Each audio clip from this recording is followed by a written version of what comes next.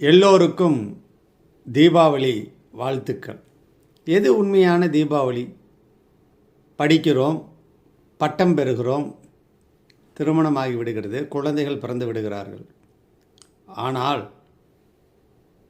படிப்புக்கேற்ற வேலை, வேலைக்கேற்ற ஊதியம், வயதுக்கேற்ற வாழ்க்கை முறைகள், ஒரு குறிப்பிட்ட வயதில் வேலை, குறிப்பிட்ட வயதில் திருமணம், குறிப்பிட்ட வயதில் குழந்தை பேர், இதையெல்லாம் கிடைச்சாலும் கூட சிலருக்கு தள்ளி போய் கொண்டே இருக்கிறது. சொந்த வீடு அமைவது, வாகனங்கள் அமைவது, இது மாதிரி சின்ன சின்ன கஷ்டங்கள். 2010க்கு மேலே பார்த்திங்கன்னா கணினி உலகத்தை கைப்பற்றி விட்டது. உழைக்கும் வர்க்கத்தினருக்கு ஊதியம் குறைவாக கிடைக்கிறது. சிந்திப்போர் சிகரத்தில் இருக்கிறார்கள் என்பதை நாம் இதயத்திலிருந்து பார்க்க வேண்டும். இப்படி பல்வேறு விதமான சங்கடங்கள், சூழ்நிலைகள் இருக்கிறது. இந்த இதில் பண்டிகைகள், குழந்தைகளை படிக்க வைக்க வேண்டிய ஒரு சூழ்நிலைகள் வந்து கொண்டே இருக்கிறது. சொந்த வீடு கட்ட முடியல, சம்பாதிக்கிறது, குடும்பம் நடத்துறதுக்கும் குழந்தைகளை படிக்க வைக்கிறதுக்கே சரியாக இருக்கிறது என்கிற பொழுது சொந்தங்கள் தருகிற அந்த அன்பாகட்டும், பேச்சாகட்டும், இப்போ அவங்க வீட்டுக்கே போகிறோம், வாங்க வாங்க காப்பி குடிக்கலாம் அப்படிம்பாங்க. ஆனால் காப்பி வராது. என்னங்க டீ வேணுமா அப்படிம்பாங்க.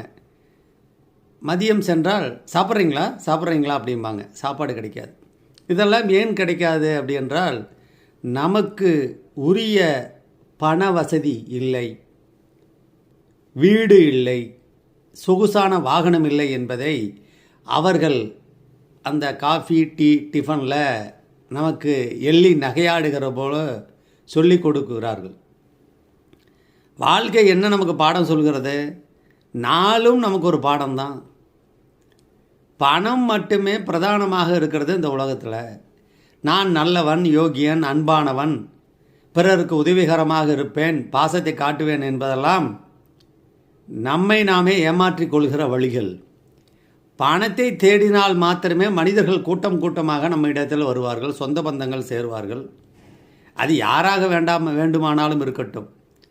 தாய், தந்தை, சகோதரன், சகோதரிகள், உறவினர்கள், மனைவி வழி உறவு யாராக இருந்தாலும் பணம் இருந்தால்தான் பந்தம், இல்லை என்றால் அவர்கள் தூரத்து சொந்தம்.